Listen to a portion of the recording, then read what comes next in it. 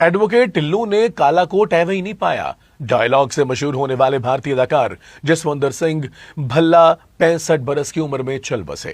भारतीय media report के मुताबिक मज़ाहिया अदाकार के अहले खाना ने उनकी मौत की तस्दीक करते हुए बताया, उन्हें ब्रेन स्ट्रोक के बाद मोहाली के अस्पताल में दाखिल किया गया था, जहां वो जुमे की सुबह चल बसे।